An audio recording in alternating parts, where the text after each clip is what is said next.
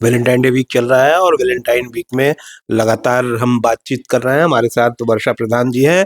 प्यार की वर्षा भी चल रही है इस समय। लाल रंग प्रतीक है वैलेंटाइन डे का और लाल साड़ी में ही मैम है, उनसे हम बात करेंगे। और वैलेंटाइन डे किस तरह से देखते हैं? वैलेंटाइन एक वीक है, जो वैलेंटाइन वीक आज हमारे जो यूथ्स हैं, मैं तो ये कहूँगी कि आज के जो यूथ्स हैं, कल हम भी यूथ रहे होंगे और एक ऐसी एज आती है टीन एज के बाद कि वैलेंटाइन को लोग बहुत अच्छे से सेलिब्रेट करते हैं। तो मैं एक चीज़ ज़रूर कहना चाहूँगी ऑडियंस को कि बहुत सारे लोग इसका विरोध करते हैं, बहुत सारे लोग इसके समर्थन में होते हैं। तो वैलेंटाइन को अगर आप बिल्कुल अलग कर दीजिए, बात यहाँ पे प्रेम की आती है कि प्रेम का अगर आप समर्थन कर रहे हैं, तो यहाँ पर प्रेम का समर्थन कीजिए। अगर आपको वैलेंटाइन पे आप विरोध भी कर रहे हैं या आप समर्थन कर रहे हैं, तो मेरा जो मानना होता है कि मतलब वैलेंटाइन वीक आ रहा है, जो हमारे एडल्ट्स हैं, चाहे हमारे यूथ्स हैं, वो वैलेंटाइन को सेलिब्रेट करना चाहते हैं कि आज रोज़ डे है, आज चॉकलेट डे है, आज ये है। तो सबसे पहली चीज़ आप ये देखिए कि अगर उनके अंदर एक प्रेम की परिभाषा आ रही है, अगर वो प्रेम को समझना चाह रहे हैं, क्योंकि आजकल का जो सोशल मीडिया का ज़माना है, उसमें क्या हो रहा है कि जो हमारे यूथ्स हैं, वो कहीं न कहीं भटक रहे हैं।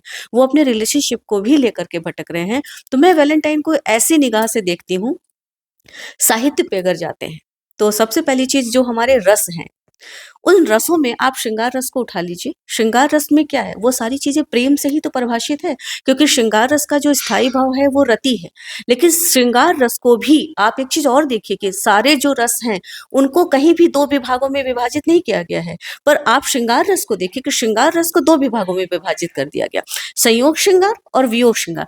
तो आप सोचिए कि वो साहित्यकार कितने अच्छे रहे होंगे, वो नायक और नायिका कितने अच्छे रहे होंगे, प्रेम की परिभाषा कितनी अच्छी रही होगी कि आप एक चीज़ सोचिए कि संयोग श्रृंगार की जब बात आती है कि नायक और नायिका का मिलना संयोग दिखाता है, नायक और नायिका का बिछड़ जाना विरह दिखाता है, वियोग दिखाता है। और सबसे पहली बात तो हम बात करेंगे कि उर्मिला का जो विरह वर्णन था, उर्मिला का विरह वर्णन अगर आप देखें कि भगवान राम को जब वनवास मिला, तो भगवान राम जब वनवास में गए, तो वो माँ सीता के साथ गए, पर लक्ष्मण के साथ उनकी पत्नी उर्मिला नहीं गई।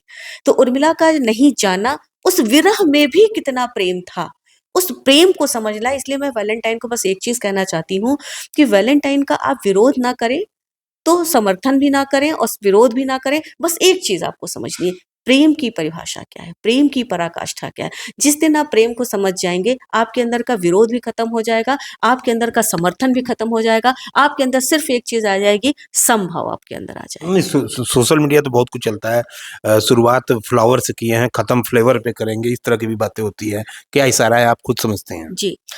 इस पे मैं एक ही चीज़ कहना चाहूँगी कि देखिए, प्रेम क्या है? दूर रह कर के भी अगर आप किसी से मानसिक संवाद करते हैं, तो वो प्रेम है। आज का समय जो है, आप देखिए कि मैं देखती हूँ कि सोशल मीडिया में बहुत सारे, चाहे वो हमारे एडल्ट्स ही क्यों नहीं हैं, आप देखिए सोशल मीडिया का प्लेटफ़ॉर्म एक ऐसा प्लेटफ़ॉर्म हो जाता है कभी-कभी कि सबसे ज़्यादा भटकाव कहाँ आ रहा है? क्यों इरिटेशन हो रही है? क्यों रिलेशनशिप में प्रॉब्लम आ रही है? उसकी वजह सिर्फ़ सोशल मीडिया है। पहले क्या था? सोशल मीडिया नहीं था, अगर आप किसी एक इंसान से प्रेम कर रहे हैं, आपके पास ऑप्शन नहीं था। आज के समय में क्या है कि लोगों के पास ऑप्शंस बहुत हैं। जब आपके पास ऑप्शन ज़्यादा हो जाता है, तो एक सबसे बड़ी चीज़ क्या आती है? आपके अंदर एक अट्रैक्शन आ रहा है, आपके अंदर एक ऑप्शन आ रहा है। आपका जो पुराना रिलेशनशिप था, वो टॉक्सिक हो रहा है। वहाँ पे क्या हो रहा है कि जो आपने एक चीज़ बात कही कि फ्लावर से लेकर के फ्लेवर तक, मैं समझ सकती हूँ इस बात को कि ये चीज़ कहाँ पे हो रही है। ये चीज़ कब आती है? जब आपके अंदर भटकाव की स्थिति आती है। अगर आपका जो रिलेशनशिप है, अगर वो मैच्योरिटी की तरफ है, आप मैच्योर हैं, तो आपके अंदर सिर्फ़ एक भावना रहेगी कि दूर रह कर के भी प्रेम किया जा सकता है। प्रेम एक अनुभूति है, उसे महसूस करने की स्थिति होती है, हम उसको महसूस कर सकते हैं। आधुनिक समय में तो प्रेम का मुकाम सेक्सुअल रिलेशनशिप रह गया है, मेरा मानना है। प्रेम का मुकाम सेक्स हो गया, इस तरह की बातें ऐसा तो हो रहा है, आप खुद जानते हैं। इसके लिए मैं एक चीज़ ज़रूर कहना चाहूँगी कि जो लोग रिलेशनशिप में आते हैं, चाहे वो हमारे यूथ से, चाहे कोई भी है, लोग तुरंत आते हैं और तुरंत किसी को भी आई लव यू बोल देना या रिलेशनशिप में आ जाना, हमसे आप दोस्ती कर लीजिए। रात को अगर कोई महिला अगर 1 बजे तक ऑनलाइन है फ़ेसबुक पर, तो लोगों को लगता है कि आपका ज़रूर कहीं न कहीं कोई अफ़ेयर चल रहा है या आप इतनी रात तक क्यों जाग रहे हैं, हाय, हेलो, आपने खाना खाया, नाश्ता किया। तो इस तरीके की जो चीज़ें चल रही हैं और जो मेल मेंबर्स हैं, मैं ये नहीं कहती हूँ कि सिर्फ़ मेल मेंबर्स के साथ ही ये प्रॉब्लम है, फीमेल्स के साथ भी ये चीज़ें चीज़ें होती हैं। तो अगर आपका रिलेशन जुड़ने के बाद अगर आप तुरंत सेक्सुअल रिलेशन की तरफ जा रहे हैं, तो ये प्रेम नहीं, मैं इसको प्रेम नहीं मानती।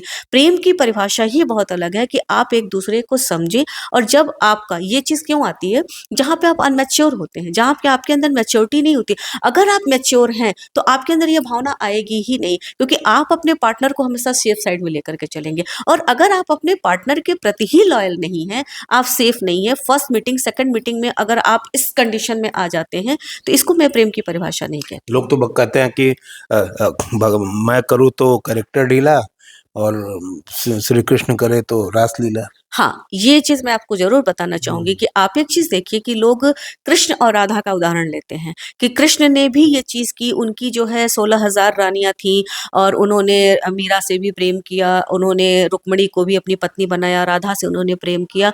तो मैं ऐसे लोगों से बस एक चीज़ कहना चाहती हूँ कि आप अपने अंदर एक चीज़ झाँक करके देखें कि क्या आप कृष्ण हैं? क्या आप विराट हैं?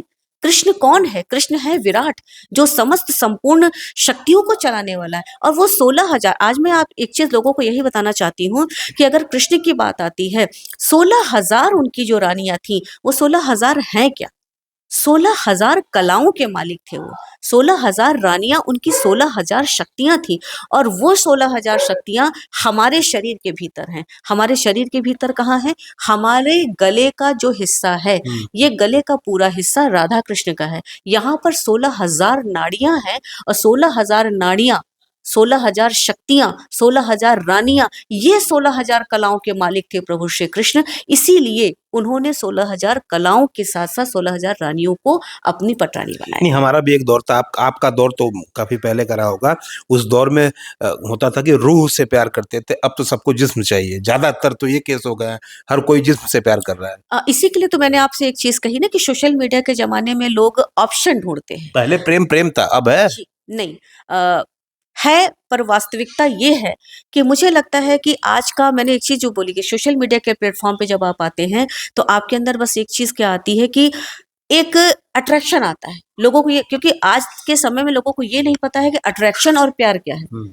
आप अट्रैक्ट हुए, आपको लगता है कि ये प्यार है, पर ये प्यार नहीं है। वहाँ पर थोड़ा-सा जजमेंट होना बहुत ज़रूरी है। आपको अपने अंदर जज करना होगा कि मैं प्रेम कर रहा हूँ या मैं अट्रैक्शन में हूँ। अगर आप अट्रैक्शन में हैं, तो आप सेक्सुअल रिलेशन तक जाएँगे। अगर आप प्रेम में हैं, आप अपने पार्टनर को हमेशा सेफ में लेकर के चलेंगे।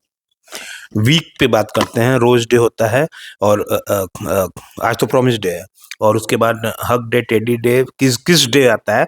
क्या धीरे-धीरे प्रेम मुकाम पे जाता है, फिर किस डे आ जाता है, फिर वैलेंटाइन डे जिसको गलत नज़र से लोग देखते हैं? देखिए, मैं सबसे पहली चीज़ तो ये कहना चाहूँगी कि वैलेंटाइन एक वैलेंटाइन थे, जिन्होंने इस वैलेंटाइन को सेलिब्रेट किया, उनकी प्रेमिका की डेथ हो जाती है, तो वो शायद यही है वैलेंटाइन। मुझे बहुत ज़्यादा वो नहीं पता है, लेकिन मैं प्रेम मैं का, डेज़ की बात कर रहा हूँ। जी।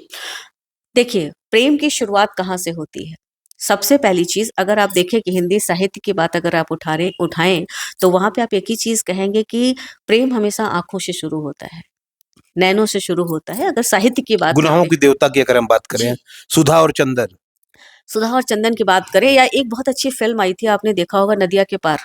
नदिया के पार में आप देखिए कि वहाँ पे गुंजा ने किस तरीके से सचिन से प्रेम किया, और जब उसकी दीदी की डेथ हो जाती है, तो वो अपने प्रेम के लिए ही, प्रेम का जो समर्पण उसमें दिखाया गया कि वो अपने प्रेम का त्याग करती है और अपनी दीदी के बच्चे के लिए वो वहाँ पे उस अपने प्रेम को त्याग करके उस चीज़ को अपनाती है। तो प्रेम का मतलब ही त्याग है, लेकिन आज के समय में क्या है, लोग प्रेम में त्याग नहीं करना चाहते हैं।